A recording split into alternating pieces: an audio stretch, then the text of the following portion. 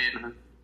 We'll jump into the Crypt update, and then after the Crypt hill, I'll call on you, and you can talk through AGLD stuff. But I know everyone's very excited.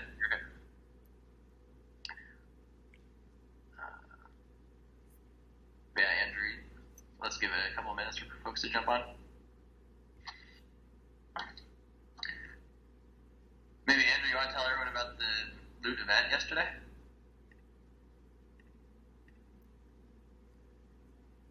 Oh yeah, we did loot meetup round 2 in Los Angeles.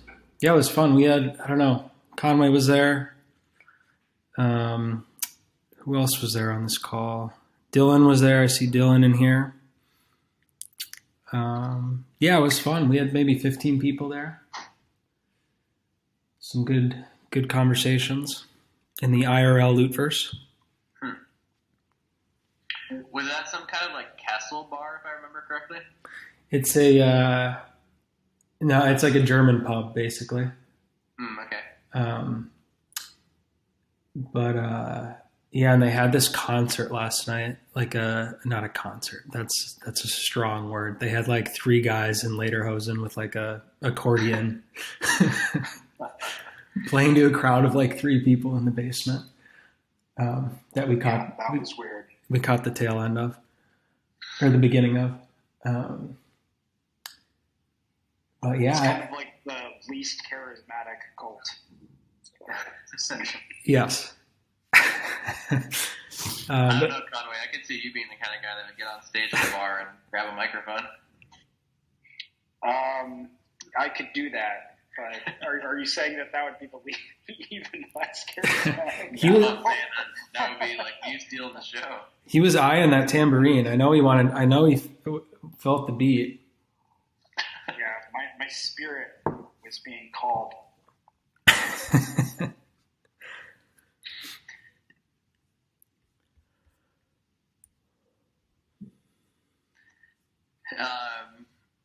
Nice. We got a pretty good crew on here today.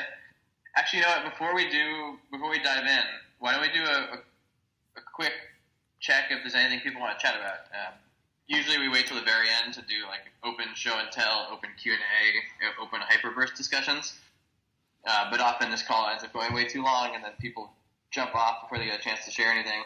So maybe even just a quick agenda. We're going to go an update from the Banners team, update from the Crypt team, update from Hill regarding AGLD plans, and then a pretty cool expansive discussion about lore, specifically focused on the 16 orders. We've got Conway presenting. I think, Andrew, you've got some thoughts and stuff to present here. We've got a non-cat presenting some cool stuff. Loot Hero has a bunch of thoughts about the 16 orders. Lord of a Few, if nobody really talks too much about Realms, you could at least say hi and talk about how Realms tie to the orders. I'm going to share some stuff about the orders and the Genesis Scrolls project. Neotins, I think, might chime in about some order stuff, and if others want to chime in about lore and the 16 orders, we'll do this as both a presentation but also just open discussion. After we do that, though, does anyone else on the call want to present anything else that you've been working on? Feedback for Lootverse projects, feedback for stuff outside the Lootverse, other show and tell. Maybe just raise your hand real quick before we dive in so we can add it to the agenda and make sure we don't miss you.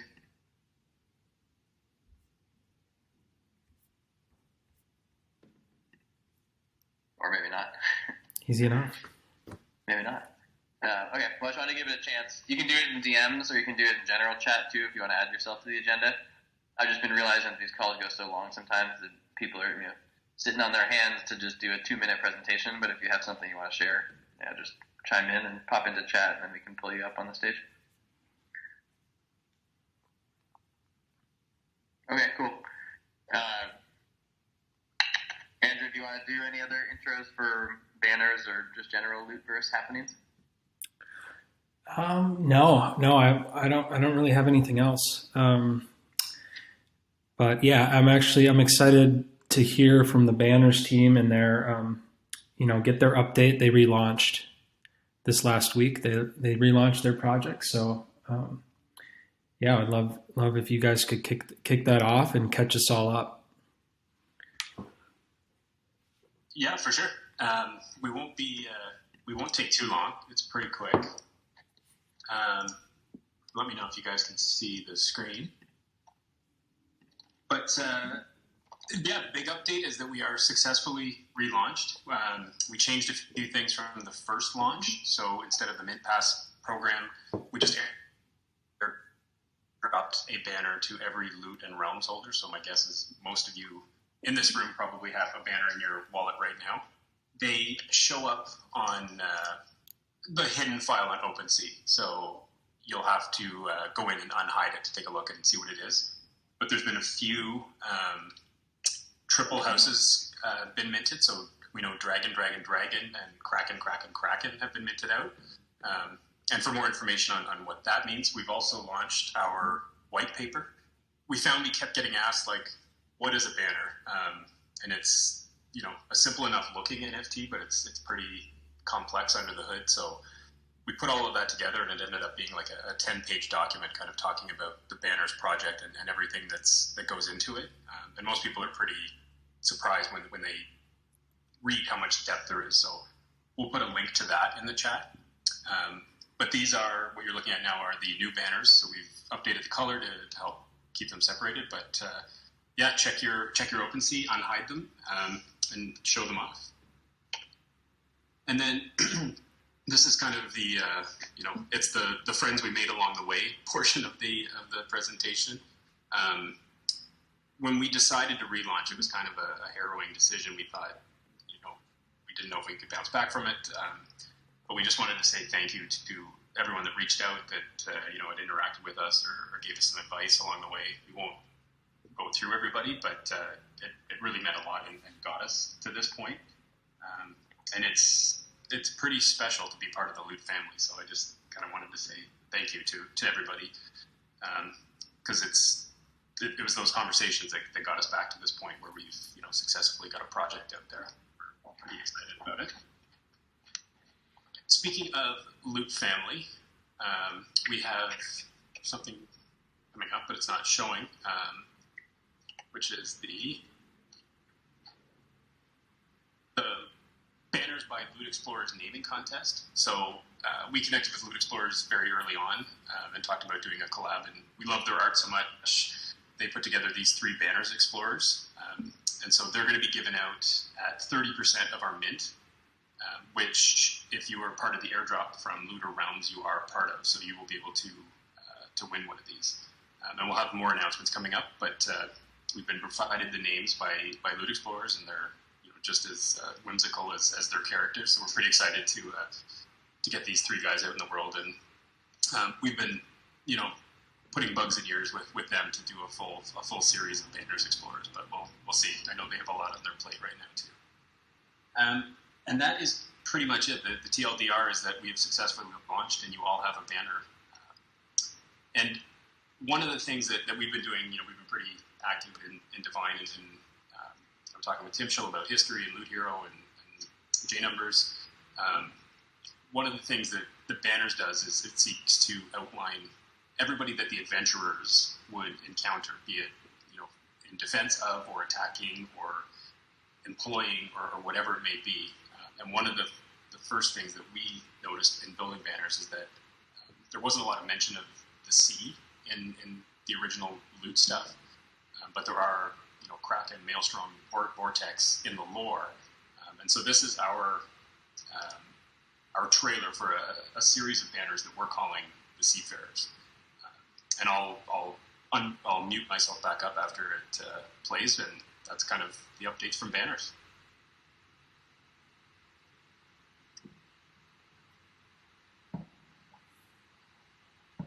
Scar's flank are said to have saltwater loft in their veins. Skilled on the high seas, they came to be known as the Seafarers.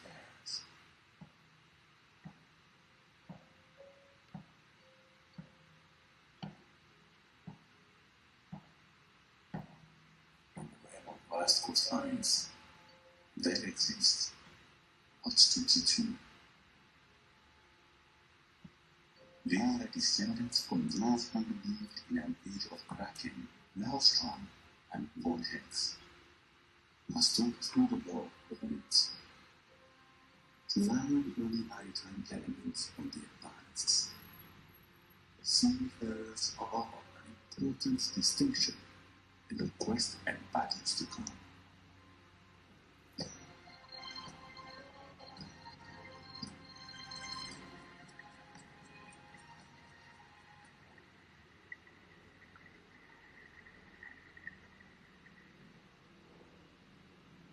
That's it. Thanks, everybody. That's so awesome. Thank you for sharing. And I know that you guys have been so thoughtful and so careful about the way that you integrate to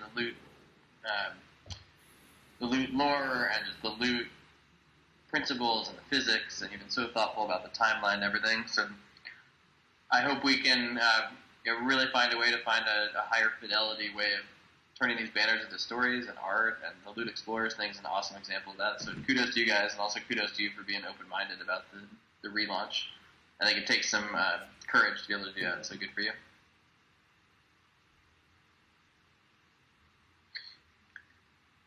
Sweet. I will hand the mic over to the Crypt crew. I forget who's on the call here to talk about the Crypt. I know you guys are a wide team.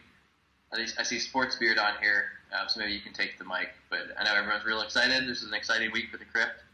You got your own content to share too, so yeah, take it away. Hey, yeah, thanks. Here representing the Crypt team. Thanks for having us on again. Won't take up much time. Just a little update. I want to announce a competition we've got going on to do with our own contribution to the lore of Lootverse and how the Crypt fits in. And I'm also really excited to hear about the deep dive into 16 orders later. We're quite tied into the orders ourselves. I'll just share my screen.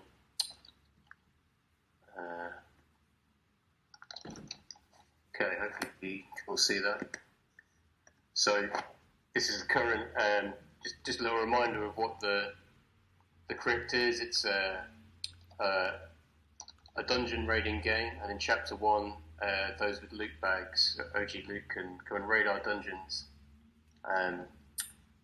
This is like running on Rinkby at the moment. It's our sort of close to final test stage. We'll be going live with this first chapter next week, but this is a test website at the moment. And you can see we've got these 16 dungeons, one for each order, and players will be able to come and raid those. It will take a few players to defeat each dungeon. There's a few conquered at the top there.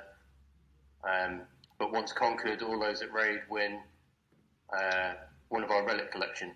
And so in Chapter 1 of the Crypts, it's these golden relics, so golden skulls and crowns, coins and keys, with varying rarity, and the winning dungeons getting more rare relics. But these are examples of a bigger relic collection, and they're the ones that are going to be found in this Chapter 1 of the Crypt. But at the moment, we're also running a Twitter Discord competition to do with adding to our lore and backstory, and the award for that is going to be more relics from this collection, but there are fire relics. So I'll just play a short little video of it.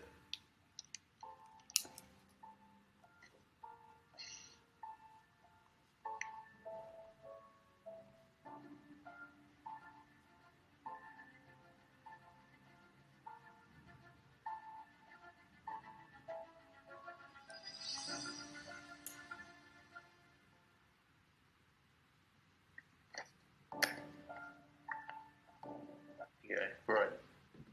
So what I was saying there is we're asking people to come up with the origin story of where these fire crowns came from. And we'll put a shortlist of a few of them together and have a vote for the winner.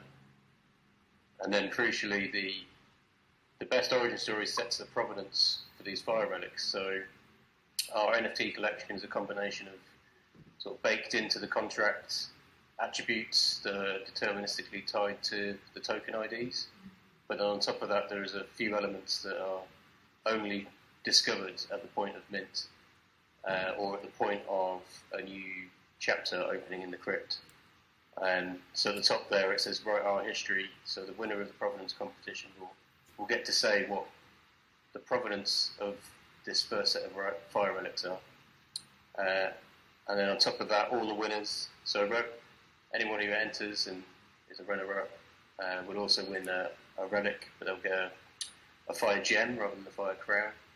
But all of them, the winner of the crown and the gems, they get to choose the order. So all of our relics, not just these from the competition, but anything won from Chapter 1 and future chapters of the Crypt, are going to have an order stamped on them, a fundamental part of the relic attributes, but they're only known at the time of mint. So in Chapter 1, the order relates to the dungeon that they were found in, and in this competition, the winners of the relics will get to choose their order.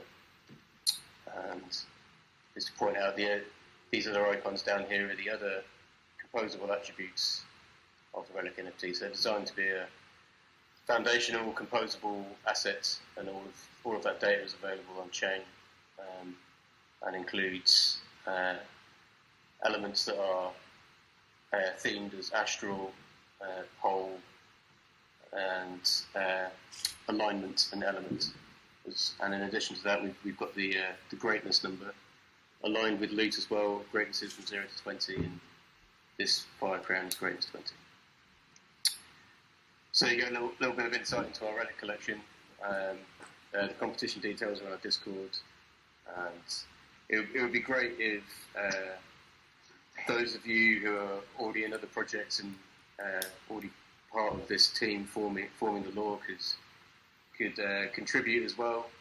It can really tie in where these relics come from and which period of the timeline they were found in, which houses they were related to, etc. That'd be great. And we'll be announcing a shortlist just before we go live with the game next week.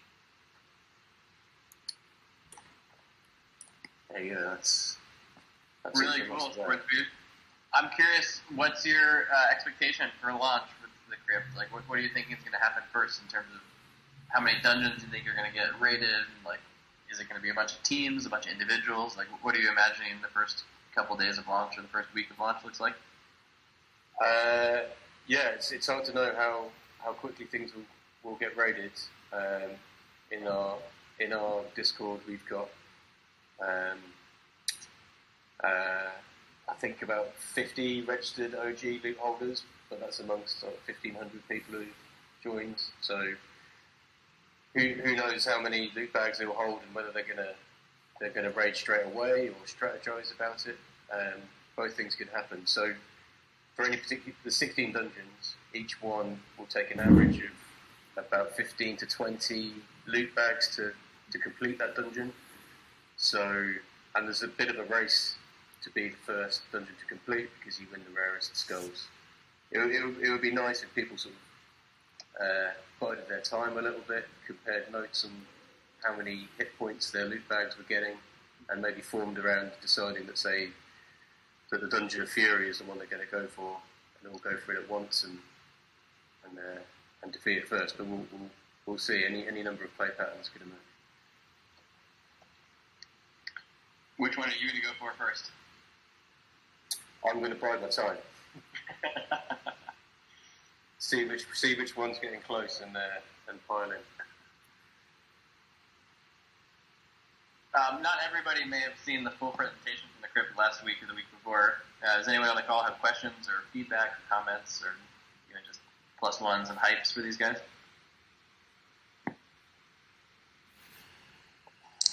I want to do a plus one. I think really amazing to see how thoughtful you guys have been in terms of like the battle logic, depending on what dungeon you're battling, what attributes your bag has to, the kind of set this tide and lower to the 16 orders in terms of what you're. It's all really cool. So kudos.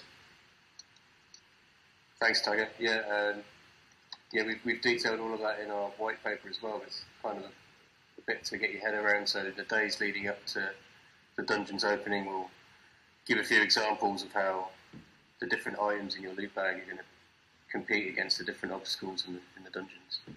And there's, it's a simple game with transactions constricted by the constraints of Ethereum mainnet, but there's depth in decision as to which transaction to make. So hopefully there's a bit of thought for the players to go through.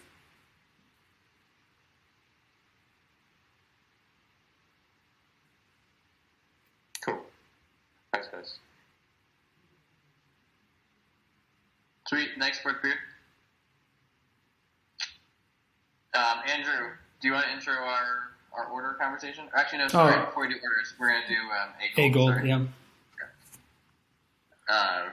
Hill, yeah, can we hand you the mic about A-Gold stuff? I know everyone's really excited to hear about it. In the A-Gold Outpost channel, I just posted Will's tweet. He just tweeted a couple hours ago, like a long narrative history of the origin story of A-Gold and some explanations and dynamics and visions for the future. So yeah, Hill, maybe you can reshare your role within A-Gold and also share what you're working on, and like you said, maybe feedback from the community. Yeah, hi guys. I'm Hugh, community contributor on the tokenomics side.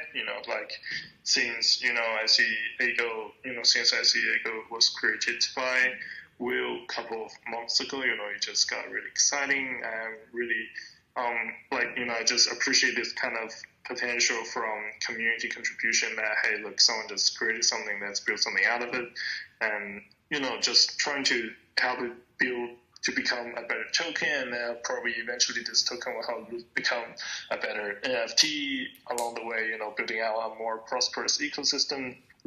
And then, this is like something that's, I see fundamentally different from a lot of the other NFTs who has, a dedicated founding team behind them that says, hey, look, here's the team that's going to build out the NFT for ecosystem. Here's the utility we're going to bring to the NFT. And then, that thing is completely kind of different here in Loot, especially in Venture Gold. And then, so basically Will posted this long story. Obviously, the best way to, comprehend the story is to yourself. It's Will's personal story on how he created this Venture Gold token, in this tiny airport in Oregon, and then how later on he went on to have crazy traction, with how a lot of, dedicated personal effort. It's more about community effort, how people are bullish in Loot, and then therefore people are bullish about A-Gold, and then, it gets tremendous traction when it comes to exchange listing and stuff, which leads to a lot of, obviously people buying into it at a pretty high price, and then, people believe that, hey, look, someone must have been working tremendously, pushing A-Gold all together. However, that's, usually how people comprehend NFT projects when it gets this kind of tractions. Just probably not this time, because a Venture Go is a community project, and then people decided whether they want to work on it or not, and then it is obviously a little bit difficult to find contributors since we are all basically working for free. We just love the idea of composability of obviously Loot, but then Venture Gold of how we are able to bring it to Loot, and then so yeah, if people are not very happy with the price, since it's listed on so many places, people can buy and sell easily, but then it didn't pick up the it wasn't getting pushed as a lot of the other NFT projects going on. So I guess it's a great story if you want to read back into the history of A-Gold, how it was created, why it was important, and then how does it really inspire a lot of the other NFT projects to issue their own token. If you remember the I think the other day, a few days ago, there was this NFT called Irene Dow. So it was this beautiful girl from, she was previously a CMO. She decided to issue a bunch of NFT of her own photo on it, and somebody actually airdropped, iGold towards their NFT holders. It was it was this crazy mania of, people airdropping tokens to NFTs. They all started with a Venture Gold. So, we're still standing at a very important historical standpoint. And then so for now, we decided, we need to, really push this thing together to realize its potential. We've designed this pretty, I imagine it's, since I'm the creator of it, I imagine it to become it was a really good economics, just that, if it never gets realized, you'll never realize the potential currently stands. And, even until today, we haven't seen anything close to the, economic model we proposed when it comes to other projects who are inspired by the, AGLD way of issuing tokens to NFTs. So, we thought it will be it'll be a good time and, good measurements to push this thing more forward. So, since we passed the first, so some little more issue when it comes to AGLD, we passed two, I think, eventual improvement proposal. For now, one of them is the token proposal B1, which includes some inflation and then some way that allows loot and M-loot holders to earn more AGLD by staking. And then the other AGL eventual improvement proposal number 2, that was to make the governance more flexible by removing the quorum requirements. So for now we're just trying to realize the first AGIP, which is the inflation stuff, and then so for now we'll gather a few community enthusiasts who are putting this out. So shout out to Will, obviously, and then Gary, Bruno, and Aaron. So we're putting this thing out. We're trying to realize the promise with the community, and then as soon as we do that, we'll obviously internally audit it, hopefully to get some external audit for it, and then after releasing it, we'll be basically putting up the snapshot voting for the second phase of tokenomics, which is the bounding part. It involves, I think I basically went through the tokenomics of the eventual improvement proposal number 3, a few loot costs back. I can't remember exactly how many costs back, but then so basically we'll be putting that up to snapshot for a vote for the community after we bring out these staking contracts, so that people can eventually feel the traction of eventual gold, which is obviously kind of apologize if it is slower than a lot of the NFT projects out there, but then none of Will or me or any other the community members for now, we're not getting paid, and hopefully we do if we eventually come past a proposal with the treasury, and then probably retroactive rewards for all the previous contributors. They're not here yet, so we're still basically working out of our own goodwill and trying to really realize the potential of venture gold. And we're pushing this. We're pushing this to bring them to life. And then if you want to contribute, or if you have any interesting thoughts when it comes to how we do staking, so for now, for staking, we're considering whether to make it custodial or non-custodial. Obviously, you have, custodial is the usual way you stake. You put your loot out of your wallet, you put it into our contract, that's called staking. And then, however, we also think of, being a venture go, we're trying to be the most basically innovative projects out there, is that perhaps we can use non-custodial vote, non-custodial staking, which is, still hold your loot in your wallet, but then every week you come to the website and then you sign a message that hey look man, I still hold this loot, and then so probably it will be better in the long run. Not everyone will remember this, so eventually probably you'll get higher yields in staking if you keep coming back. But then it's also a way to keep the community active and engaged within the ecosystem. So that's something we're eyeing on, and then hopefully we can bring it out as soon as possible. Yeah, and then if you want to contribute, we'll always love to have you in the Adventure Go Discord, and then, really, really appreciate any feedback on that as well.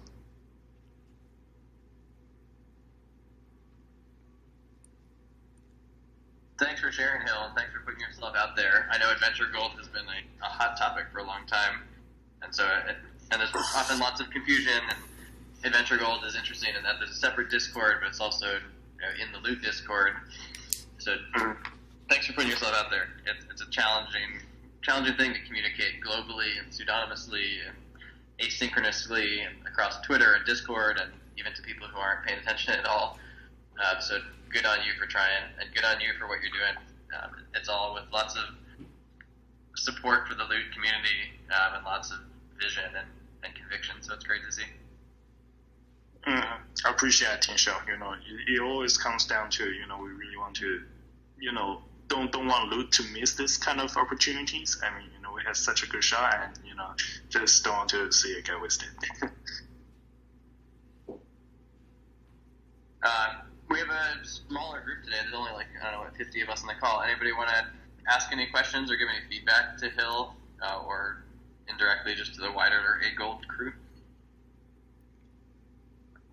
Are there any projects here currently incorporating AGLD? We've always thought it would be a good fit for dungeon raiding, possibly in future chapters. Either it's a entrance fee to the dungeon or something that you find in a successful raid, or both. I wondered if anyone else is... Yeah, for a few applications we've seen so far. So when the treasure land, so magic token, when they are just getting started, so they allow for you can earn your token via staking. You can stake loot, or you can stake 100 AGLD, I think, to get some of their initial token issuance. Obviously, that was more of a community bootstrapping effort from Magic. They're doing tremendously well for now. Kudos to your team who built out a really good game and then roadmap and then fundraising and stuff. So that was one of the utilities in the very early days that people are targeting the community. Obviously, Adventure Gold has this advantage over Loot, which is it has a larger holder group. When it comes to numbers, obviously the on the exchanges helps, and then so that was one of them. The other one that's actually getting used in game is I remember there was a game called Quest, which is you slay a dragon. And then, so every time you want to put down a strike, you have to spend some ETH as fees, and then you have to hold a loot. So the better loot you're holding, the more damage you'll be doing. And then when you want to strike the dragon, you have to put in some ETH as well as AGLD into their contract. So it goes into a pool, and then basically whoever kills the dragon and whoever does the more damage, and there's basically a list of lucky people who can get the majority out of that pool. So it's more like a lottery thing, and then so it feels like they're using AGLD as kind of few means of payment, and then probably medium of exchange that facilitates value transfer from people putting money into a lottery pool and then distribute that lottery pool as reward to participants of the game. And then so that was another good example we are seeing. And then however, being Adventure Gold itself, for now the token economics we're proposing, it feels more like we're trying to basically build a synthetic asset representation thing of loot, so that people can first of all still being basically a universal basic income for loot holders. By inflation we're going to provide loot income, make loot a yield generative assets. And then however, if people, for those who doesn't wish to use their own loot, who only wish to enjoy the staking reward, we have this bonding mechanism that allows you to sell your loot for to the AGLD treasury. You get something called S-Loot, which allows you to enjoy a higher yield from our staking. But then once you sell your loot to AGLD treasury, AGLD treasury will obviously vote and govern those loot. That will probably, use that loot for in future, yield generating games, and then use those loot for probably somehow yield generating and then generate some revenue for the AGLD treasury, and then so make it a flywheel that the AGLD, basically AGLD community and AGLD treasury, they'll, since we hold those loots, we're more aligned when it comes to incentives to the loot community, which is one of the feedbacks we get from the early days. People thought AGLD was completely separate from loot, and we're trying to earn back the support and basically align the interests of loot. So that was more of a future utility basically plan when it comes to tokens, tokenomics for AGLD. Hey Hill, I've got a question. I've been thinking about this a lot related to sort of extension projects, and sometimes people call them derivatives, or often extension projects don't really have like a direct tie to the original project or any, like you're saying, any feedback loop where there's like an economic incentive to sort of build together, and that when one succeeds, the other one succeeds. It sounds like you have a lot of thoughts around that. Can you just spend a few more minutes talking about like what the world would look like for AGLD and Loot to weave together and build together?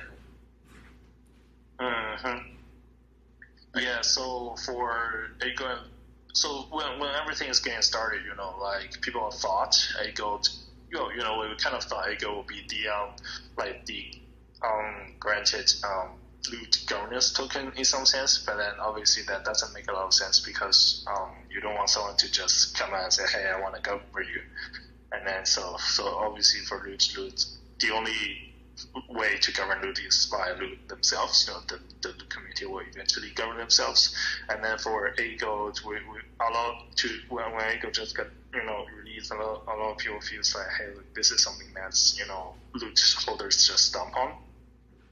But then we figure if we only allow loot holders to govern themselves, it's not gonna be the most effective way to how do I say promote the loot ecosystem, because obviously there's only going to be 8,000 holders out of it, and loot, it's probably gonna solve the problem via mass issuance.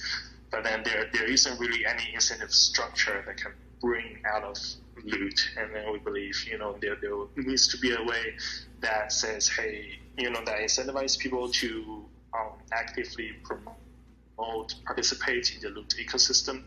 So when we are designing the token model, we kind of regard AGLD as an incentive token, and then so by doing that, we say we propose the entire inflation, the entire bounding mechanism says the AGLD treasury has an incentive to acquire as many loot as possible, and then by owning more loot, the AGLD treasury and community has more incentive to promote loot out to the world, whether it's just shouting loot on each street when we walk onto the street and ask more people to know about more loot, or say perhaps reach out to more games and teams to ask them to invite them, or to give out incentives to invite them to build on via loot or on the loot ecosystem, and then because by doing that we are creating more value and utility out of loot, and possibly creating more revenue generating opportunities for loot.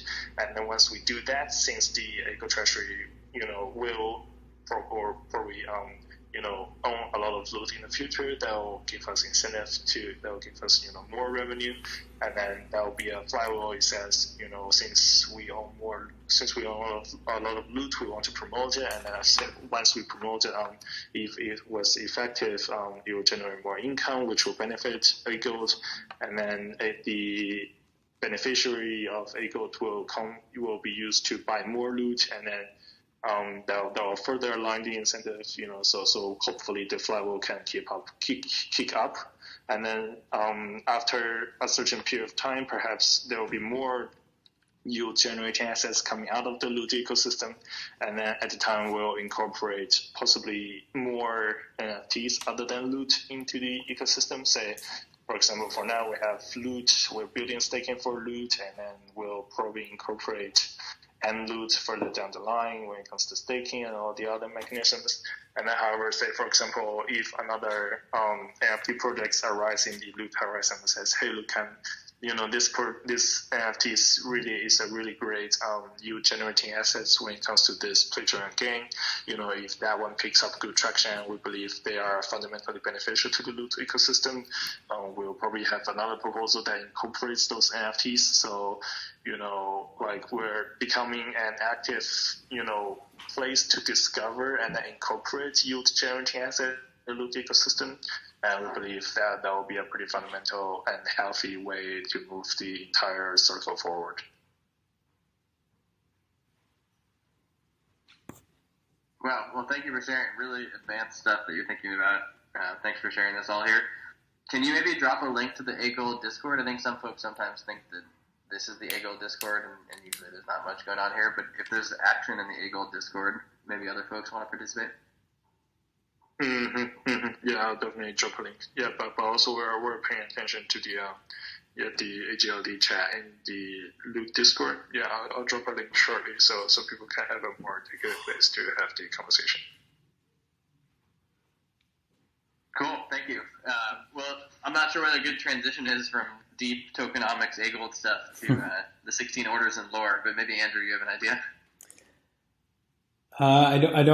Unfortunately, I don't have a clean transition, as you can see. No, I'm excited about this coming conversation, and I hope it is a conversation. I see we have a lot of people on here who have put some thought into, or a lot of thought into, not only like artistic interpretations of the 16 orders, but of lore and storytelling interpretations of the 16 orders. So I thought I'm going to set us up real quick and then get into a discussion, because I think most people on here know what the 16 orders are. So Tim Shell, I'll just say Tim Shell discovered the 16 orders within the contract and actually built the Genesis project around the 16 orders in the first couple weeks of Loot. So these, Genesis basically introduced characters into the Lootverse and organized them around this, this organizing principle of the 16 orders that Tim Shell found within the contract. And then a month or two later, after some more on-chain historian work, Tim Shell discovered that there's actually an order. Within the contract, there's actually an order to there's a structure to how the orders are set up. And so out of the 16 orders, there are 8 that have light attunements, and then 8 that have dark attunements. Actually, I don't know. Maybe that's a topic for discussion later. I don't know if we settled on a different word than dark. Maybe we can talk about that in a bit. But anyway, they're structured into 2 different types of attunements, and inspire, I think, more questions about why are there 8 clean light attunements, 8 dark quote unquote attunements, and why do they seem to, within the contract, why do they seem to have like a shadow, like a similar attunement? So anyway, beyond the Genesis project, we've seen a bunch of other derivative projects interpret the orders in different ways. The Hyperloop project has been putting out some great teasers of their interpretations, and they've made a bunch of emojis for each of the 16 orders, and they're pretty awesome. I think actually, I don't know if they're on the call, but we can share those in the general chat. The Rings team and Jeremy had an interpretation of the orders. Conway is going to share with us his interpretation, which is more of a maker's mark interpretation of the orders. And then, we've had people like Loot Hero and J Numbers and Tim Shell and Conway and a few others who have really dove into trying to, raising some questions about the lower side, lower interpretations of what these 16 orders mean. Things like, did they exist at the same time? Or was it more ancient historical civilization? So, the Egyptians to the Greeks to the Romans. Did some branch off of others? They're all part of the same realm. Why are there 2 different attunements? Why are there shadow orders between light and dark? Are orders, do you earn your spot in an order, or are they a birthright? There's all these questions that I think we are going to start to answer. Tim Shell will announce or talk about the Genesis Scrolls, but I think some key questions that we want to start to answer, foundational questions that we want to start to answer about the 16 orders, and where they came from and why they exist and what languages they speak. So all this to say, we're going to get into conversation on both of those pieces, the artistic interpretations and the lore interpretations. So maybe maybe we can start with, I don't know, who wants to start? Conway, do you want to start on your Yeah, I'd love to. your interpretation? Yeah, I'm ready. Let me just get screen share set up.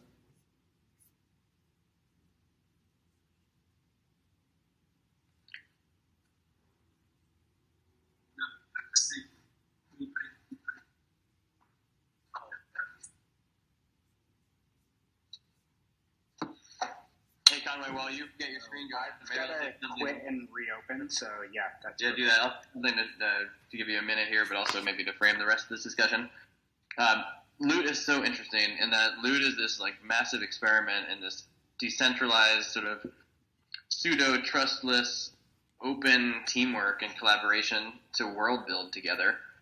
And one of the things I wanted to frame today is that the discussion about the 16 orders doesn't have to mean that this is the only interpretation of what the 16 orders of Loot are. I know I'm really excited about building this sort of infinitely expansive yet still cohesive universe. And I think that, at least for me personally, there's something really powerful about the idea of all of us working from the same fundamental physics, the same fundamental concepts, some of the same sort of aligning ideas of like what is the Lootverse.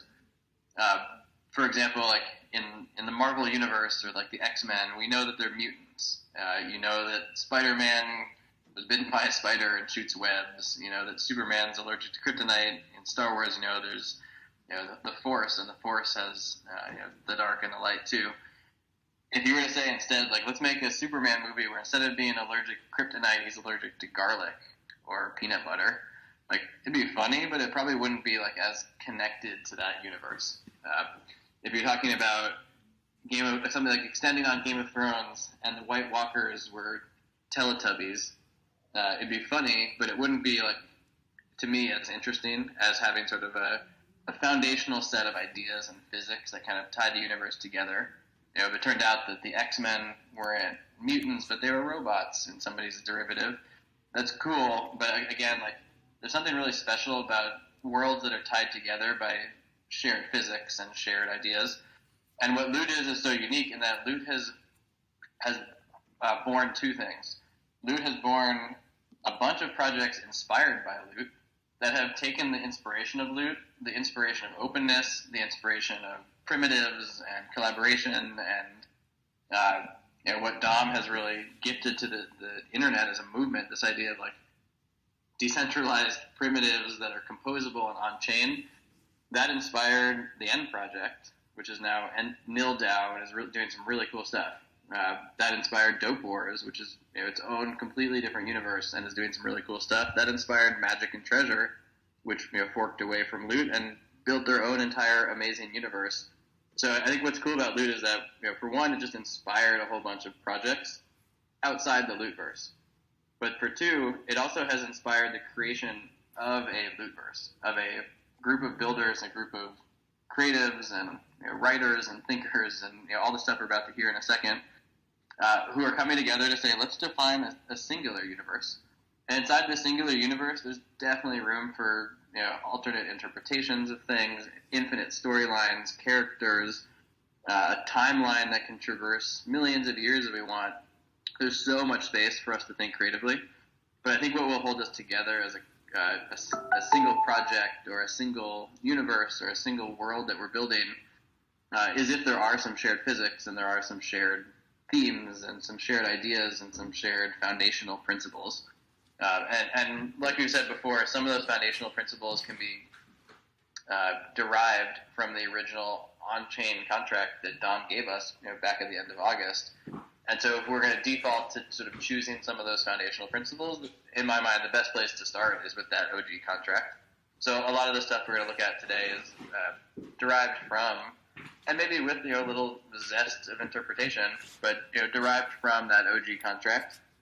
And to us, it feels like an invitation to now make it higher fidelity, to build stories and find these stories, to interpret the meaning, and to take it up and out into character sketches and movies and books and games and worlds and so many creative angles we can go. But if we all tie back to sort of a set of cohesive ideas again, not like a singular storyline that goes A plus B plus C plus D, and it's got to be one linear story. Surely nobody's expecting that. But today's discussion is, I think, one of the first places where across the Lootverse, across Genesis, across realms, across rings, we're going to talk about across the Divine DAO, across so many different projects, the Crypt, others.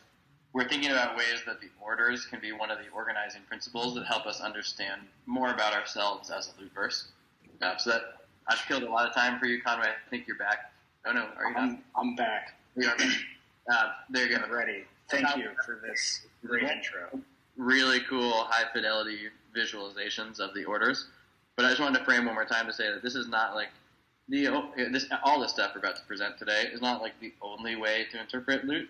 It's one way. It's one way that we're pretty excited about, and I think if we can all sort of jam together in a similar direction based on shared physics and just like some shared basic principles, I think it will go a long way. So yeah, 100%. I think one way to think about it is just historically, there's symbols that are associated with groups, and in different contexts and different times, they manifest differently. So it doesn't have to be just one.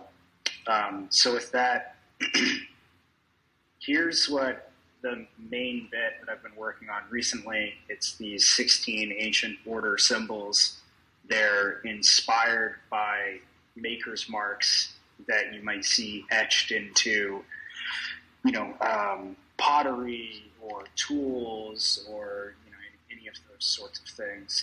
Some of them have a more literal inspiration, and some of them are more, just kind of based off of like mythical elements, like this Titans one is bears some similarity to a ancient rune that symbolizes strength. But yeah, so we've got each of these here, and I've shared this presentation in the general chat as well, so that people can look at it on their own time. And here's an example of how these symbols can appear on an actual item. So the goal is to come up with something like very simple that can work well at any size, and especially smaller sizes like this. And here's another example of what might, a Genesis scroll of perfection, actually look like before it's been opened. And I think Tim Shell will have more opinions here, but I wanted to tease while we're bringing up the Genesis scrolls and the visualization there, that there's this framework that's been floating around where you take an order, and let's just call this an exercise. It's not really canon yet, but where you take an order like the order of perfection, and then you give it a one-line description, like in this case, appreciation. And then you write just a couple of lines about, what might that order be like as a culture. In this case, the order of perfection loves to both appreciate and create beautiful things.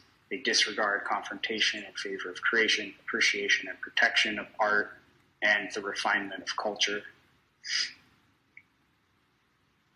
Also worked on colors for each of the orders. These were inspired by the Genesis colors, and then tweaked a bit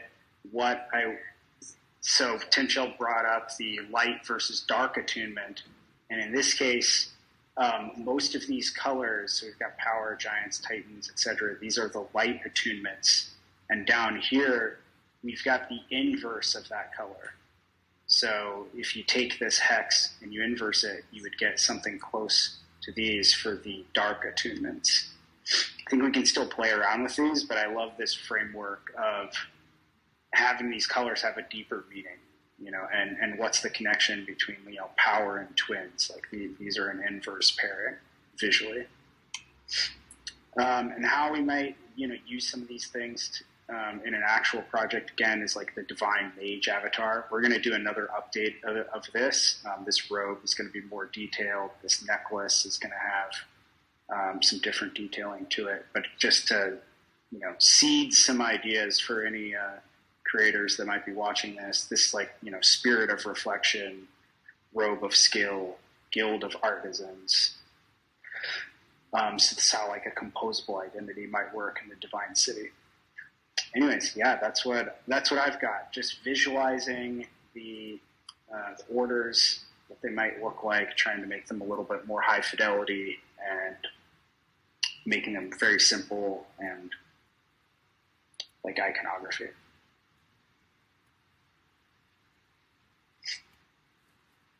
Really cool work, Conway. Thank you. Yeah.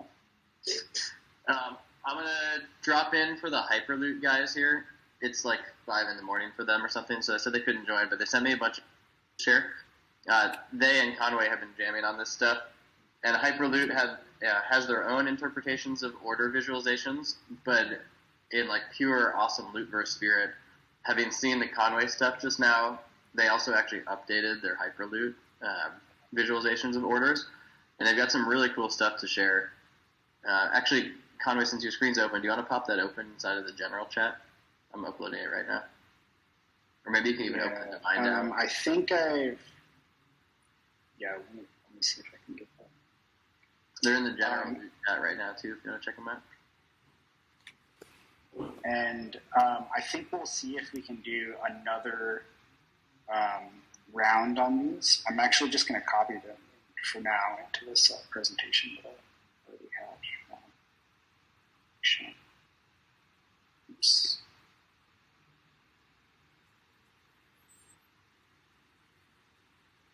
Sorry, having some pacing difficulties. I have a quick question. Maybe I can ask that while you're solving the problem there. Yep. So I talked to Conway about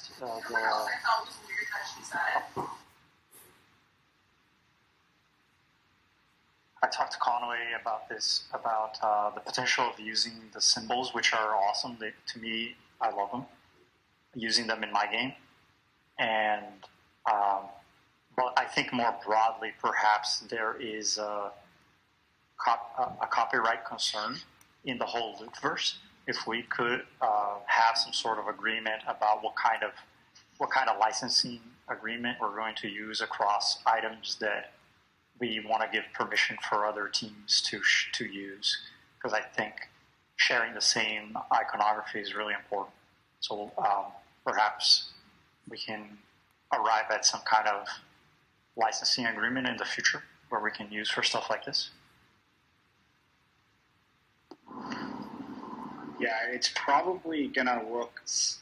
I think for stuff like this, at least my intention would be that it's meant to be used by other teams, but particularly after it's been, minted to the chain, because I don't think, that's like, oh, it's published, it's finalized. Something like CCO, but with a expectation of attribution as much as possible, where my gut goes. But not everything will do CCO, probably as we get into more like higher fidelity, like storylines, stuff like that. I imagine other people will have different things on this. You'll do project by project. To speak for the Hyperloop crew, I know that they're going full CCO on everything, which is really exciting. And not only CCO, the Hyperloop crew is actually planning on publishing all of their raw files, all their SVGs, all their Figmas, all their Photoshop files, all their code even. They're just working fully in the open. Feels like so unprecedented, especially with this level of quality. So I think it's a great call out.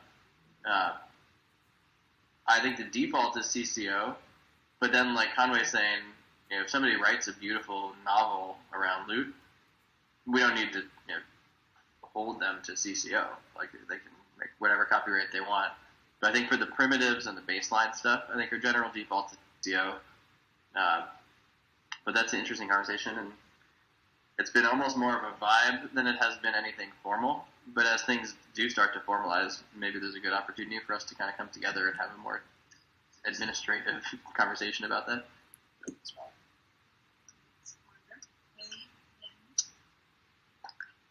As an example, just in the Crypt we developed our own set of order icons, which we can share as well. And we would consider sharing them, and we'd be happy for them to be used by the project. I think we've been beating the punch a bit, and these all look beautiful and great, and we'll probably move to adopting them ourselves if they're going to become canon. I think, even whilst we're sort of putting our own individual efforts into our own projects, it's things like this feel like they're contributing to all projects when we're making them.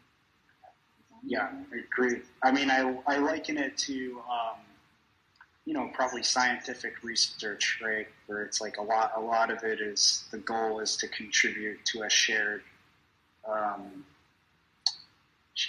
canon, shared library of knowledge, and then if someone wants to build like a private thing on top of that, then that's fine. That's part of what we're doing. Can people see this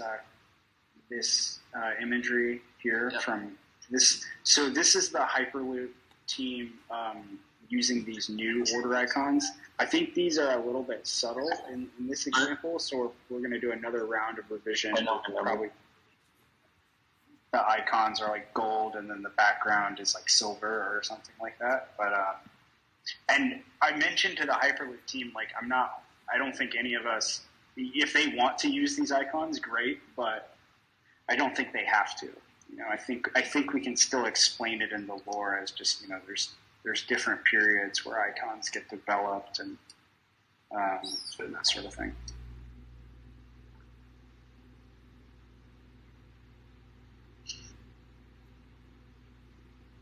Conway, thanks for kicking us off with this. This is a really cool start. And Hyperloop 2, if you guys hop on later and listen into some of this, thanks for sharing your stuff, and also thanks for continuing to be so open. Hyperloop's amazing. In the Hall of Fame, for sure. All right, I'll stop streaming. Sweet. Andrew, who should we go to next? Is Jeremy here? Rings Jeremy? I do say Jeremy. Jeremy, you there? If not, we'll come back to you. All right, let's come back to him.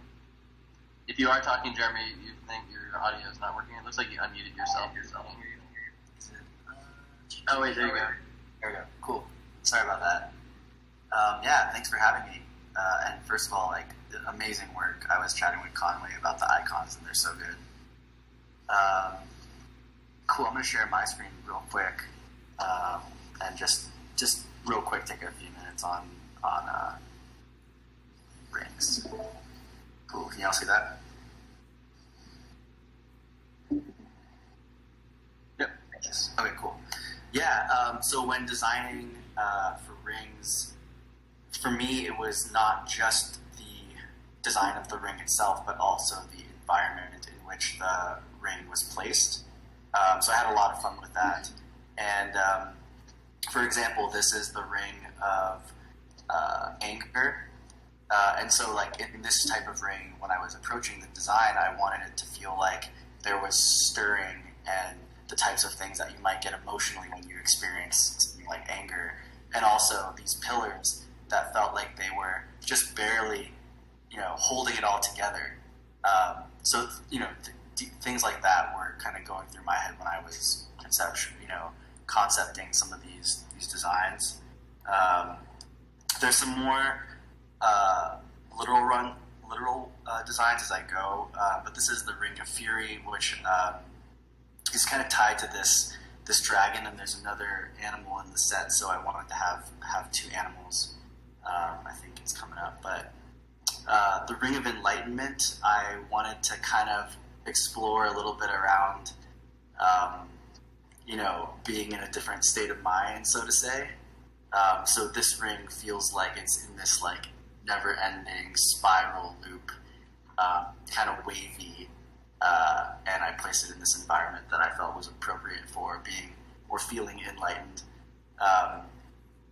And then the twins, this one is more straightforward, just two accompanying diamonds or crystals, and they all have different colors depending on the color of the ring. The ring of rage, so yeah, lighting this on fire. And this is what I meant by literal on the ring of the fox, and feeling like someone had wrapped, fox hair on the top of this ring. So these are just some examples of, how I approach the design.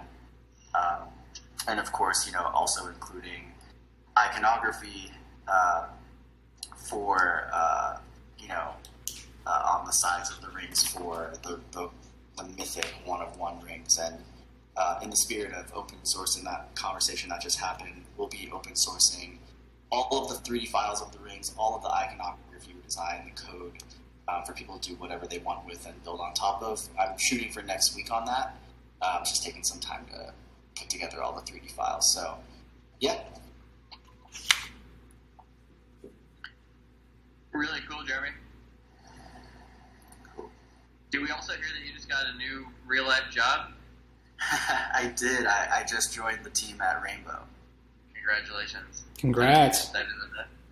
Thanks.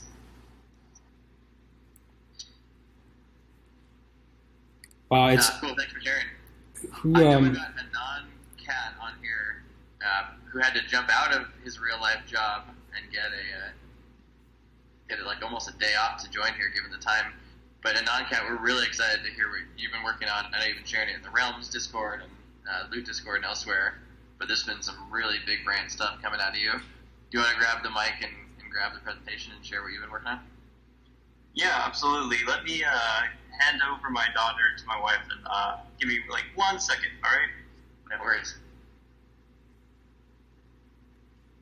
Andrew, did you want to hop in there too? Oh, I was just going to tee up Anon. Cool. The Anon cat. The Anon cat. But and then Luke here, I think you're on here. Let's definitely get you weaving in with the non-cat and also sharing your thoughts next, because I think you have some of the most advanced thoughts about the orders and all of Loot. Okay, can you guys hear me okay?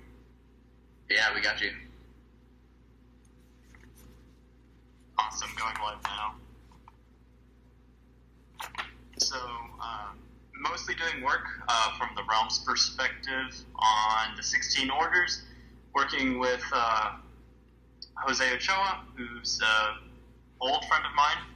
We've been working in the game industry together for about 5 or 6 years. Working relationship, taking inspiration from Peter Moorbacher, Tom Parkinson, Isu Theo, a lot of really well-established artists within the industry, the game industry in particular.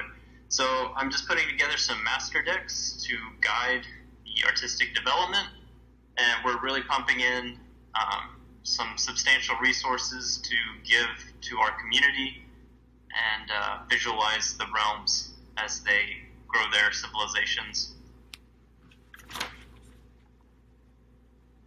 So the initial part of it is nailing down the 16 orders, really giving a design language for each of them and fleshing out how they act as a culture, what their values are, and maybe a look into their everyday lives. The next part is the 22 resources, which I'm sure most of you guys are familiar with in Realms. And then the next artistic endeavor will be the 50 Wonders. But let's go ahead and jump to the first deck, Order of Perfection. So the Order of Perfection is kind of, I chose it because it's kind of leaning heavy on the light side, is kind of stranger, and I picked the Order of Vitriol, which is on the opposite side. So first of all, you have their values. Pursue perfection in your life, work, and emotions. I think Conway mentioned earlier, they're really into artistic creation and hyper-specializing in one thing and achieving that to perfection. Help others on their journey to perfection and stop those who would seek to hinder you or others in their ascension. They believe that you should better yourself at all costs. Sources of suffering are simply a problem with an undiscovered solution. They're heavy on that discovery and that journey to whatever perfection may be for you. The cultural norms are altering the mind and body to better pursue personal goals to a desired form. Ambition is kind of a built-in part of that. The higher in society, the less human in appearance. As you can tell by some of this concept art that I've pulled as references for the art team in general. This isn't necessarily Realm's original artwork. Just a reference point. They're not as human in appearance because humanity is flawed, and so to reach perfection, you have to rise above that. And it's very common to take slain enemies, executed criminals, and put them into a more perfect form that they may serve the populace to give back what they took in life. Their design languages: whites, blacks, chromatics, and golds. Their look and feel: levitation, halos, transhumanism, otherworldly, esoteric. And their controls and floor plans that they work off of that separates them from the other orders is ontological formulas that they wield as blessings, curses. They have special anchors allowing to untether from traditional physics and kind of what would seem to a layperson as godlike. And again, they focus on hyper-specialization. They want to be the best in a single thing and reach perfection in that. Their industry, what separates them from other orders: ontological truths that can be inscribed on weapons and armor that warp their attributes and behavior and change them on a fundamental level. For those of you who aren't familiar with the study of ontology or ontological, it is defining reality or being. And so they kind of specialize in changing that into a more perfect form through whether arcane or mechanical methods. Their technology: very primitive computers. We're not talking about, like something you could build a Minecraft equivalent, right, with redstone, but powered by arcane energy and formulas instead of electricity and code. And structure design: monolithic and blocky, but the more important structures have warped reality around them, and so the geometries appear impossible or non-Euclidean and seemingly impossible to achieve with a normal physics. Their relations with other orders: some notable examples. They inflicted the Order of Vitriol's land and people with a curse of decay and misfortune, ending a brutal 100-year war that threatened both orders with extinction. And this is kind of feeds into their idea of an indirect solution to physical conflict, right? They revile the Order of Detection for discovering the altar of perfection and capturing it. And this little tidbit is pulled directly from the Realm's properties. So there's a wonder called the Altar of Perfection. And by chance, that happened to land on a realm owned by the Order of Detection. So I went in there and made a little tidbit about it, explaining why that is. Detection armies bound it shut with great mithril chains forged by 3 detection heroes. The leader of perfection was trapped inside as he began his ascension to godhood. And that was taken as inspiration from Genesis adventurers. There are 3 detection GAs that are kind of important to the community there, and I thought it would be good to give them a spotlight. They maintain a tentative respect for the other orders of light, seeing them as tools to be used until they too ascend to perfection.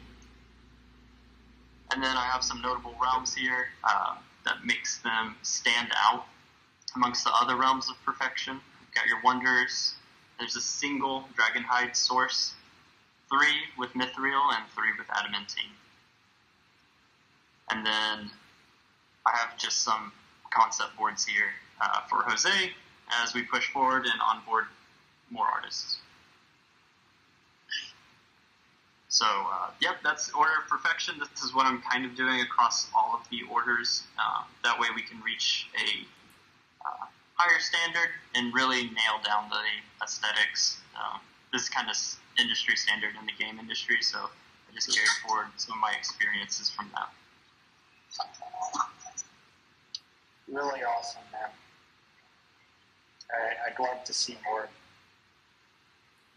I update regularly within the Realms Discord.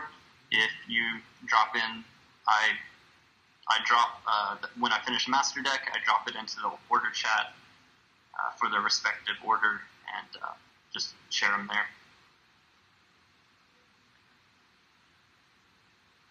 Nodcat, this is so awesome. I want to ask a meta question. As somebody who's put a lot of thought into this, what's your thought about how we communicate this in an ongoing way? How we give people access to this type of information? How we as a community almost like canonize some of this kind of stuff? Right. So we haven't really done that yet as a community. Like what the process is going to be is so interesting. So, and once again, I do have a bias because I most of my experience is the game industry, which is a visual and very tactile medium. But how we communicate that is through the assets that we push to the community, right? So if whatever we give the community, it may be in NFTs, right?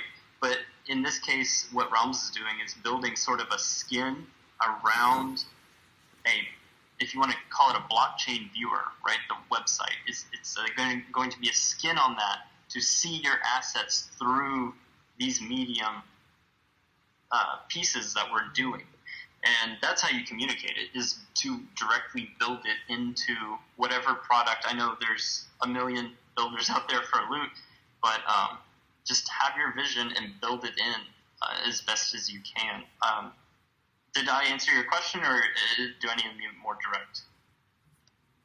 If you have more thoughts, keep jamming on it. I mean, this is something I've been thinking about for 4 months now, since almost the very, very beginning of Loot.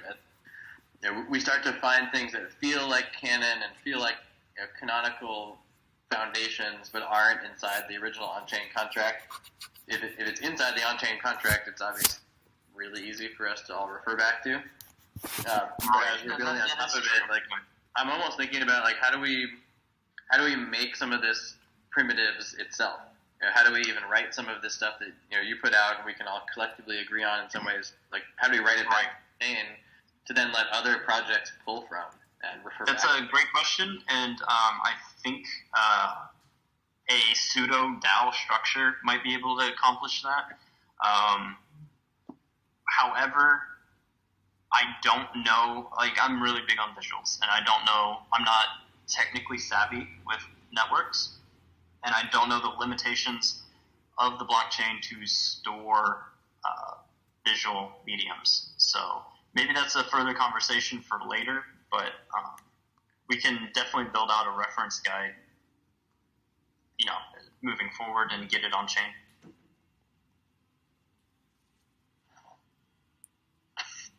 Anyone else on the call have interesting thoughts here? This is such an important moment, I think, for Loot, as we're all working together to, again, build this infinitely expansive universe.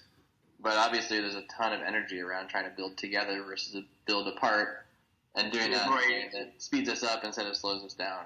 And I would like to mention, this is just Realms slant on things that really fits, because visuals have to match. If with every derivative, you're going to have different mechanics, different economies, and player base, right? Quote unquote player base.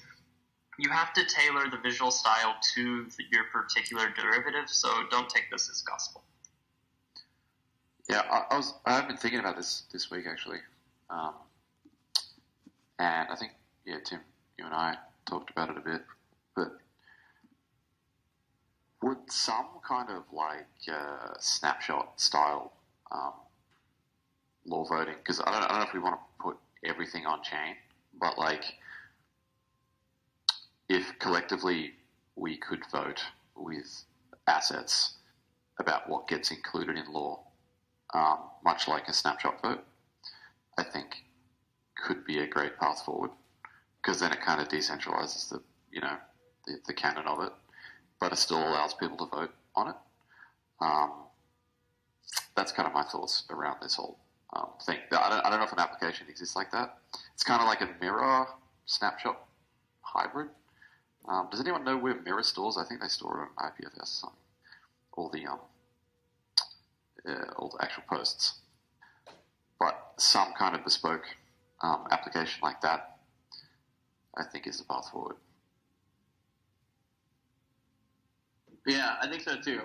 That's been one of the hardest challenges with one of the more interesting academic exercises here, is how, as a group that isn't really a DAO, but mostly a group of builders coming together to world build together, how do we make decisions collectively? And I think week by week and month by month, Loot is almost becoming a DAO. It feels like, I think Anand just said that a second ago, but it's almost like you need a quasi-DAO or a pseudo-DAO or a lightweight version of a DAO that can take actions. Because so far the actions have been taken around Loot, but not by Loot or inside Loot or on Loot. And this feels like one of those things where, as we come together as a community and start to sort of canonize things or build up from the Loot contract, it would be cool for the community to be able to raise our hands together and say, this is not a rule, but it's consensus. We've had some consensus that this is the definition of the orders, or consensus that these are some canonical iconography, or some consensus about the role of dragons and demons and something. And then again, it doesn't need to be a rule, and clearly Loot is permissionless and open to the extreme. But being able to write some of that down and have ref points for it that are consensus driven by the community could be pretty powerful.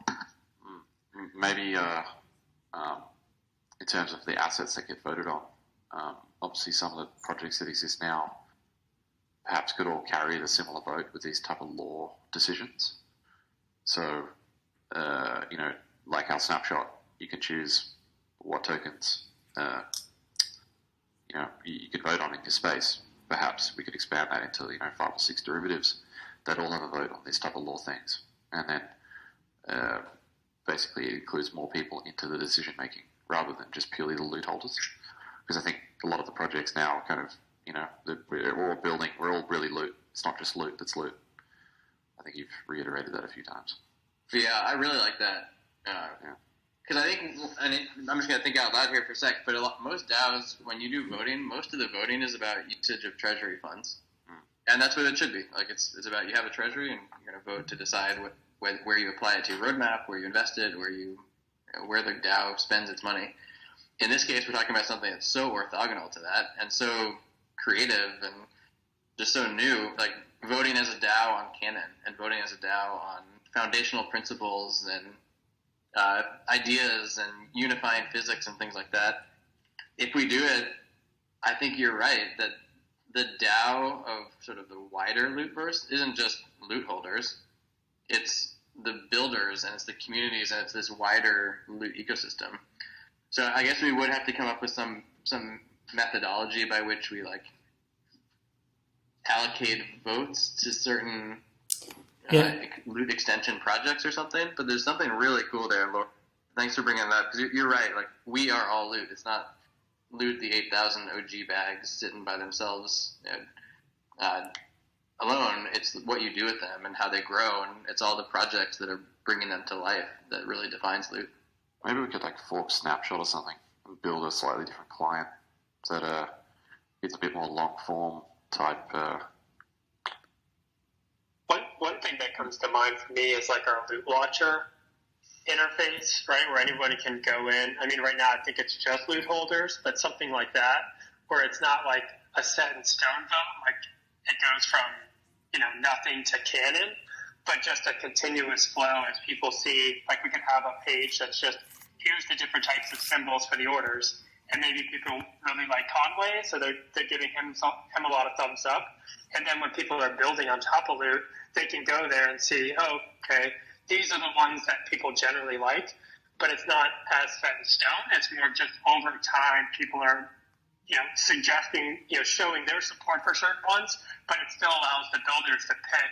And like Anon-Cat said, I mean, maybe there's actually 3 different, front runners for the symbols for the orders, but they all have a slightly different vibe. And so if you're doing like a realms project, maybe one of the top ones works really well. But if you're doing, something else, you can pick one of the others. So yeah, just like Loot Watcher comes to mind as being a really cool project where people can just go in there, and as new projects get added, people can just thumbs up them, and it kind of grows organically as more people build on top. Yeah, I like it. To build it.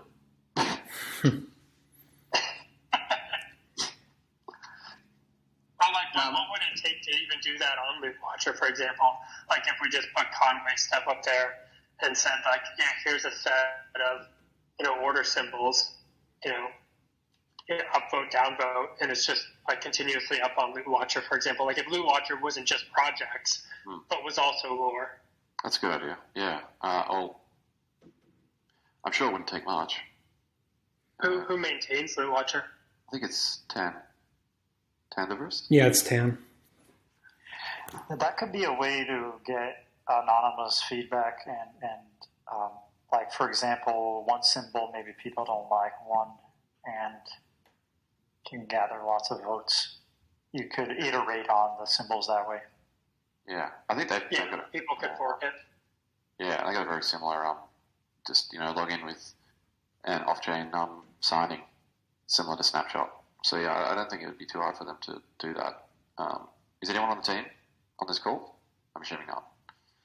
No, they're actually our MVP is the Hyperloot team. They're the both Hyperloot and Loot Watcher. Well, if they open source their thing, then I'll be happy to contribute to it, help build that pit. I'm sure there'll be some other builders here as well. Maybe I don't know. Maybe we propose that to them.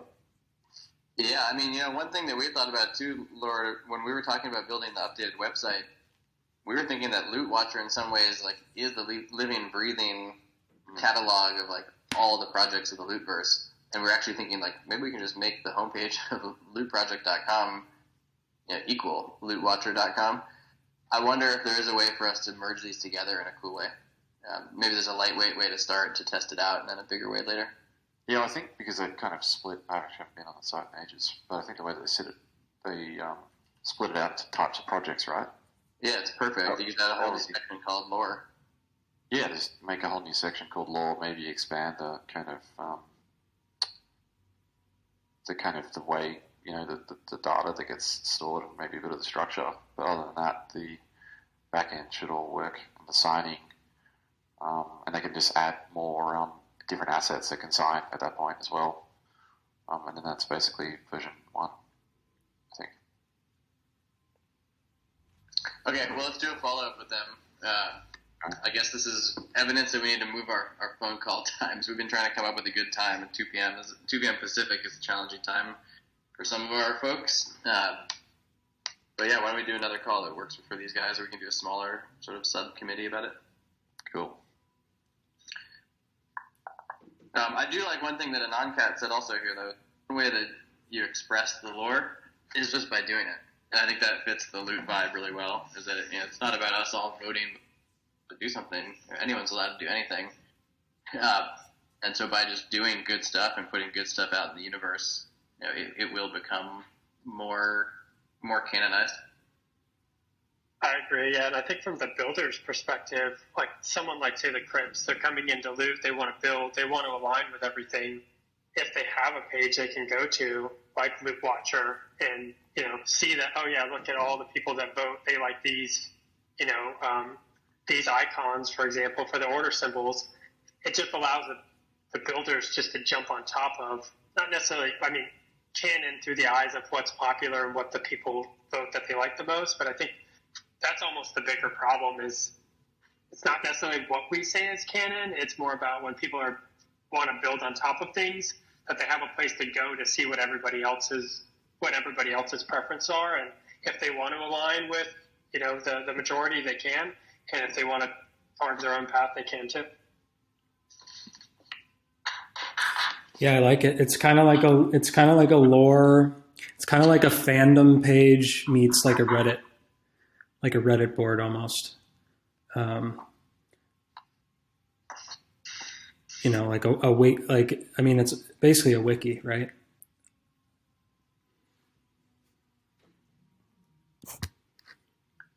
Yeah, with that in mind, I have a few things like about the 16 orders and that I've been trying to iron down, but I've also been trying to distill it down to like the smallest units.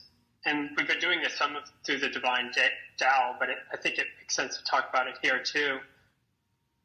I think the first question I have, like for all of us, is whether or not the power of the items can change over time or not.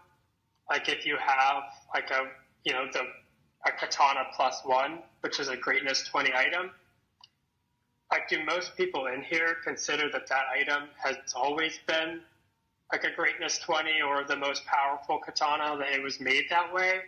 Or do most people feel compelled to think that all katanas started out about the same, and then through experience and adventure, that greatness 20 +1 katana, kind of burned that through time? Like Tim Shaw, I think you noted that you kind of like the latter there, where the items are growing in greatness and power.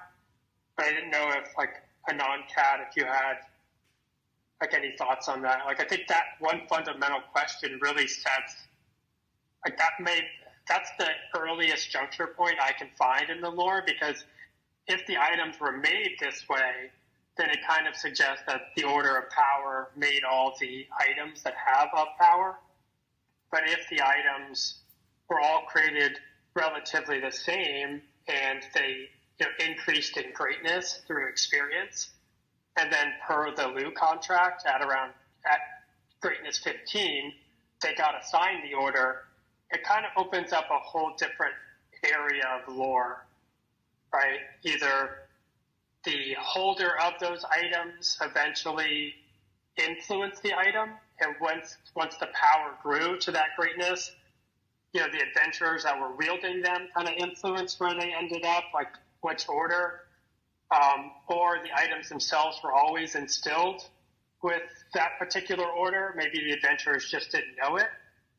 But I think that's really like a fundamental question for us to answer as we start thinking about the origin of the orders, is whether or not the items in the bag, if the greatness or the power of them is fixed, then it suggests the orders created the weapons.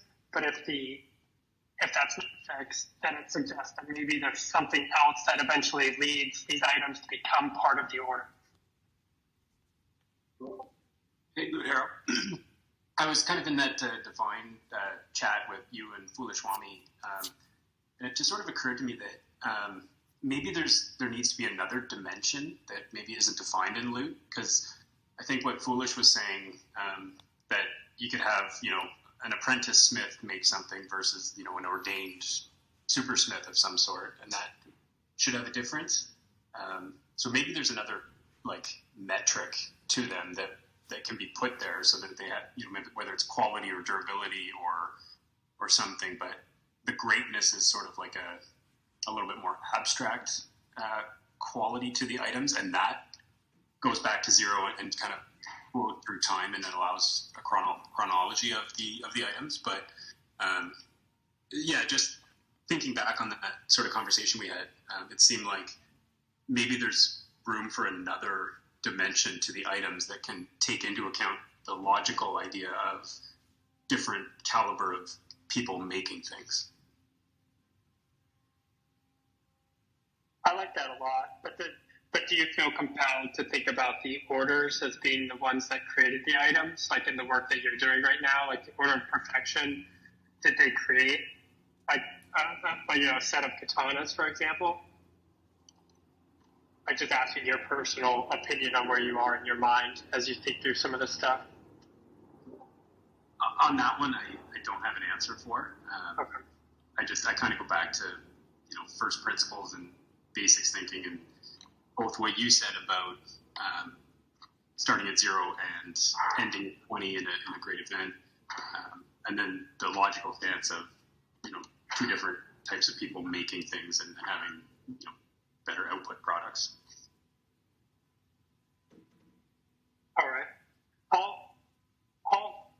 just do another 2 minutes of like, I guess kind of like the direction I end up heading is that like I kind of like the idea that like the greatness, as it's called in the contract, and that like the loot exchange team exposed so that we can all see it for all the items isn't fixed, and that's what controls when you receive an order like at greatness 15, and then when you receive like the name prefix at 19 and then the +1 modifier.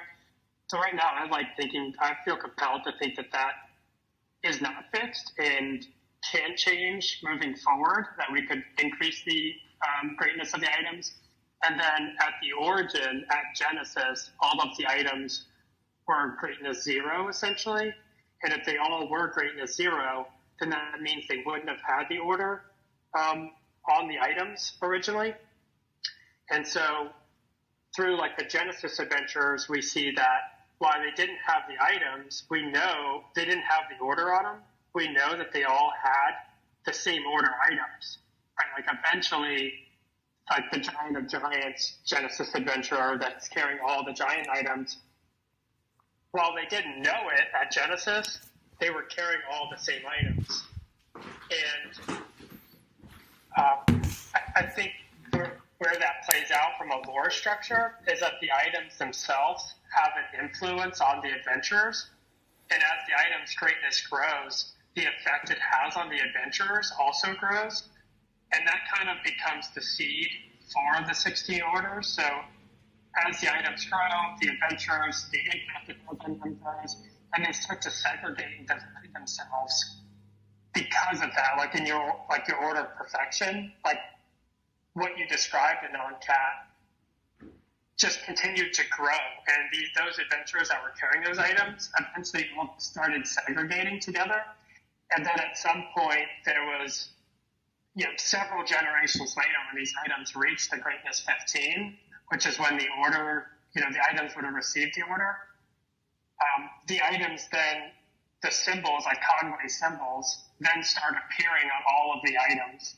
And that's kind of like a great reveal moment when you have all these adventurers that had formed these groups and these bonds, and now they all look at their items and they all have the same symbol on them, and that kind of forms the basis of the 16 orders as we know.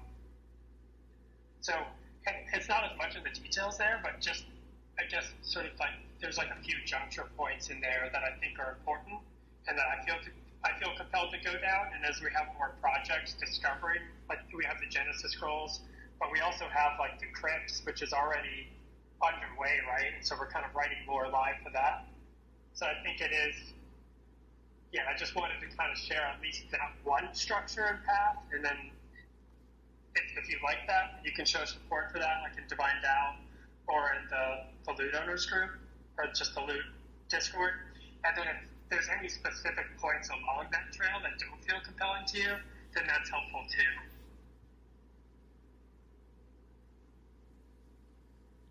All right, well that was it for my little backstory on where I am with the origin of the 16 orders. I can't wait to see that stuff written out in a way that everyone can consume it and take time with it and react to it, Loot Hero. I know you put so much thought and so many weeks and maybe even subconscious months into arriving at that kind of revelation and conclusion. And like you said, it ends up being a really important sort of foundational principle. So yeah, would love to see it written out and shared and get everyone's feedback on it.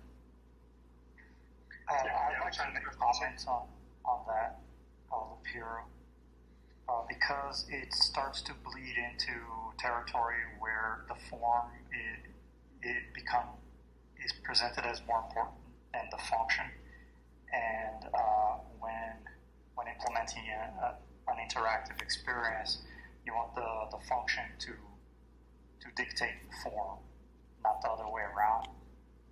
Because when it comes down to playing the game, that's how the items got to a certain power level.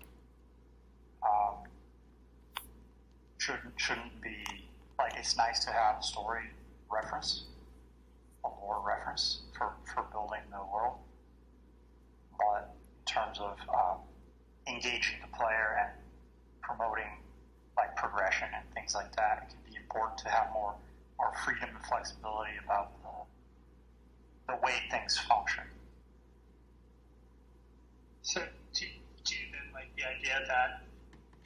have like a new in-box katana, and that you use that item a lot, and then you level up, and you get to level 15, greatness 15, and then you could, for example, pick which order you wanted to join with your katana. Is that what you're getting at? What I'm getting at is that specifying those rules could get in the way of someone creating a good interactive experience on top of loot. If they were to, they might have to break those rules in order to make their experience function the way they want. I personally like the mechanics you're describing, but can you elaborate on the rules? Well, what I'm saying is the specific rules may not be correct to solidify. When you get into such a microscopic aspect of weapon progression, that should be left more up to the games and not part of the lore, I think. Are you saying that regarding, like, once you get to a certain point, you get the order assigned? Is that the rule you're talking about? Yeah, I'll take a shot. How about try this as a middle road standard combo, because you're calling out a great point. I think because loot will always be open, and loot will always be permissionless, and loot will always be free for anyone to do anything, I think what we can do as a group who are obviously so nerd deep into all this stuff is we can say, hey, we believe that the way that items got their names in loot was through this mechanism, XYZ.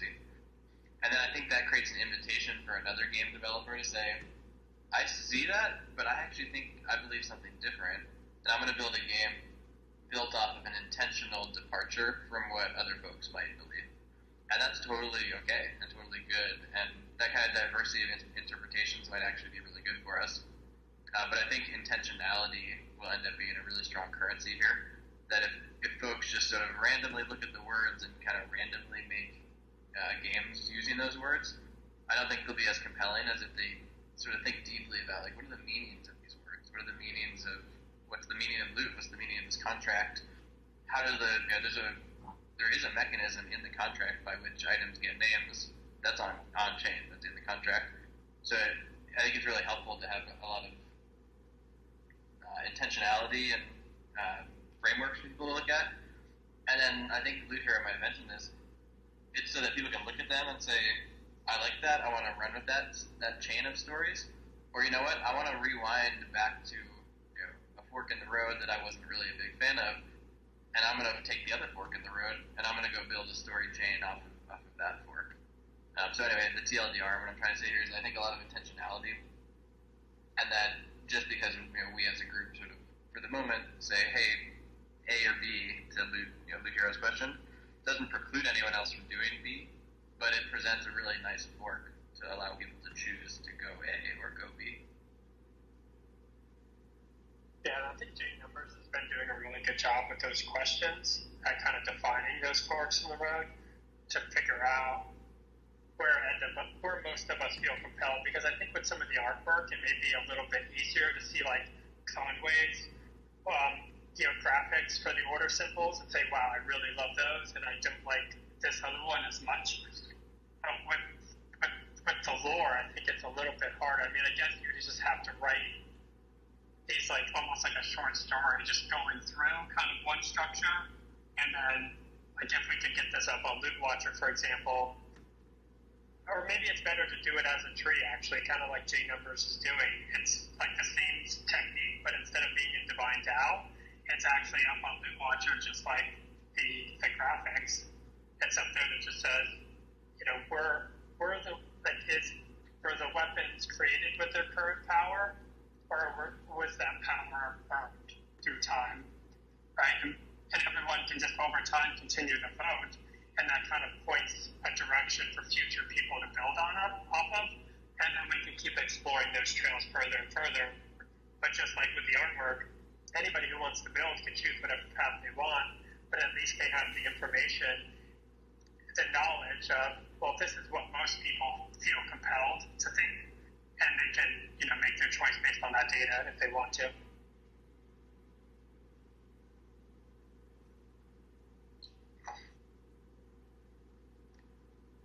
Man, world building is hard enough. World building in a decentralized way is completely insane. I guess I would go with both. I would say that a very good smith could make a high-level item just out the gate, or one can start as basic and be improved over time through crafting. Yeah, and I agree with that. I like that model. I'm just not sure how it fits into the 16 orders, right?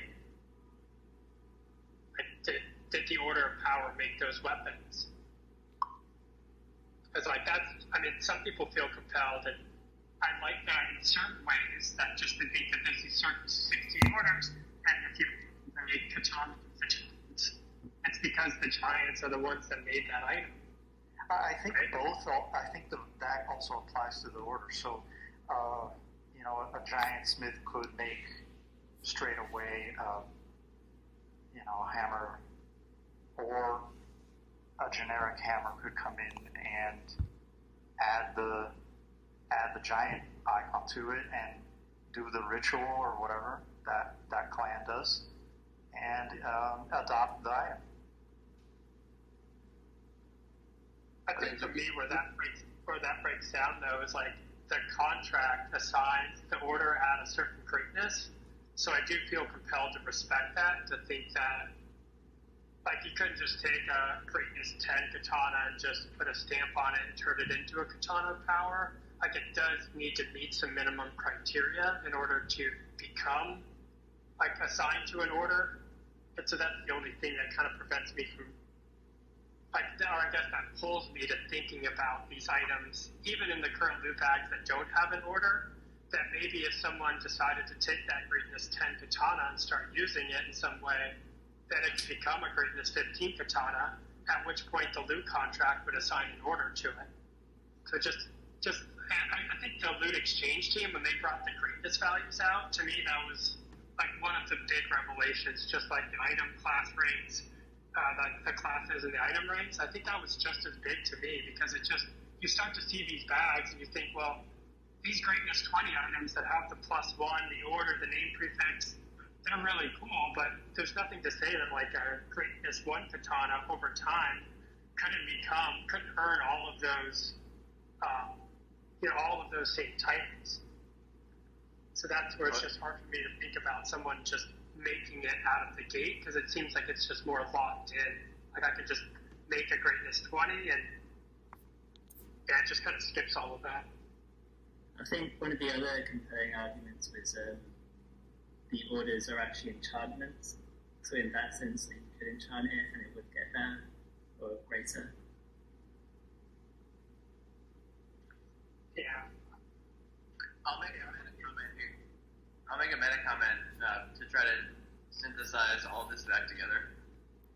We're never going to come to one single canonical definition of all this stuff, because it's just not what loot is. It's just not going to be possible with loot, and I think that's a good thing.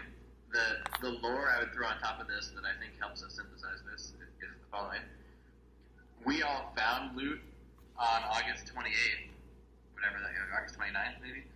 But we all found loot, these bags sort of strewn across either scan. There are 8,000 of them, and we grabbed them and then saw the contract and started to pick apart this contract, what's the meaning of loot, where did it come from?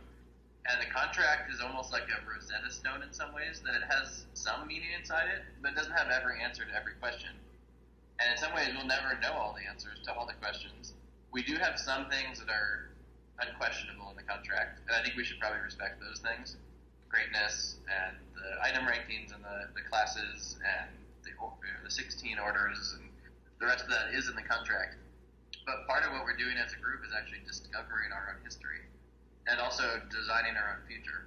And so I think it's totally okay for us to say, hey, we don't know where we came from. Just the same way as humanity doesn't know exactly what happened 5,000 years ago. We have hints and fossils and clues, but we don't know exactly how everything fit together. And so I think it's actually good and appropriate and healthy for us to be able to have high fidelity backwards-looking interpretations of our history that are different from each other. And I think it actually would be totally fine if you had one game in the Lootverse that said the 16 orders were there, at the let there be light moment of the Lootverse, and then things followed from there. And then a completely different game that said, no, the orders came later. The orders came as enchantments arrived from the cosmos, and then the orders happened. I think all those things are fine, because there'll never be answers, and all the answers can coexist, and they can coexist not in parallel universes, but what's so cool about this Lootverse is that it can be a singular universe, and just like humanity, we can all have tons of different interpretations of the reality that we live in, and tons of different interpretations of the past, and tons of different visions of the future, and all of those can coexist with each other. And so, I don't know, I've been the one who's trying to push towards writing canon back to the chain and more, but I do think there's a point where there can be multiple chains of canon. And again, I do believe that there's some sort of fundamental canon that's unquestionable in the contract on chain, and that we've teased that apart pretty deeply. But I'm actually pretty excited to see parallel interpretations of our past emerge, and parallel visions of our future emerge too. I think that's really well said. Trying to think of a couple of good examples. Different iterations of Spider-Man. He's got mechanical web shooters versus it's like built into his body from the bite from the spider. Like, I think trying to set some framework is good, but I think to your point, I think it can be somewhat broad, and different iterations of different projects in the future can sort of take their own spin on it, and they don't have to match perfectly.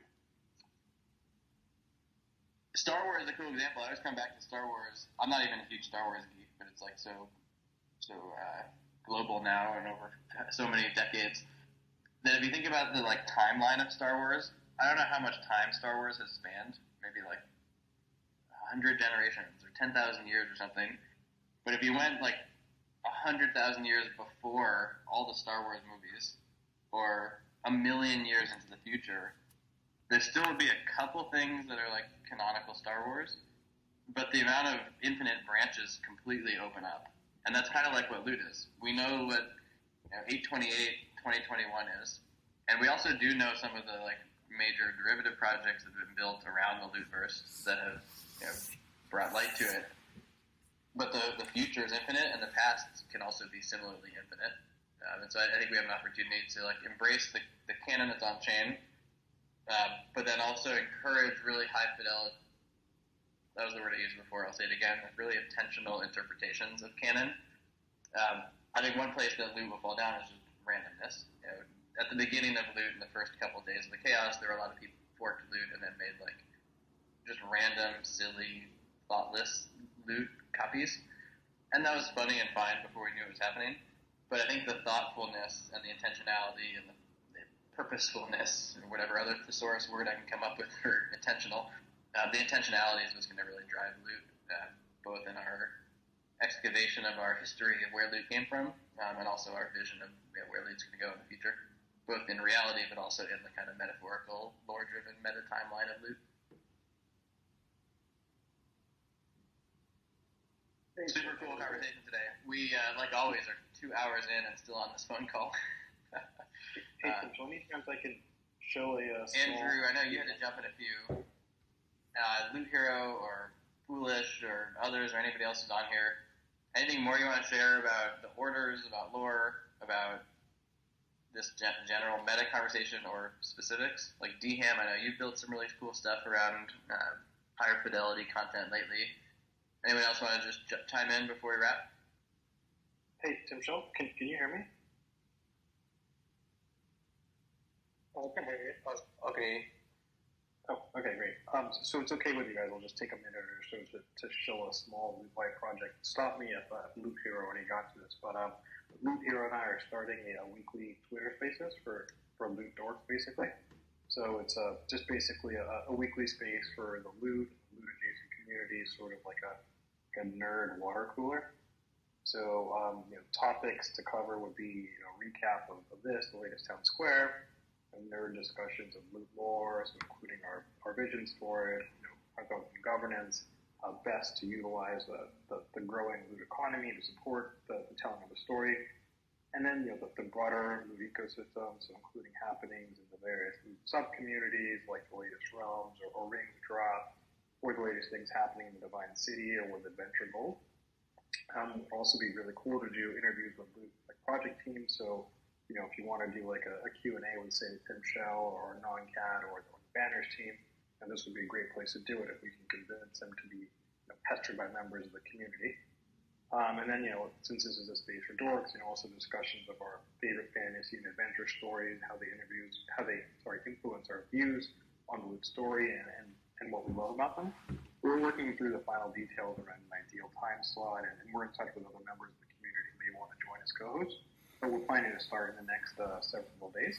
So we'll post the first time slot shortly in the Loot Discord server. So please come join us and follow one or both Loot Hero and myself, so you can get a reminder and the latest and greatest on the upcoming spaces. So if you want to discuss stuff like this in sort of like a really informal, like one-to-one, or one to a few, that's great. If you just want to talk about how much you'll Lord of the Rings, or if you want to see if, let's say, Tim Shell's willing to come on and you want to ask him questions about his thoughts, this would be a great place to do it.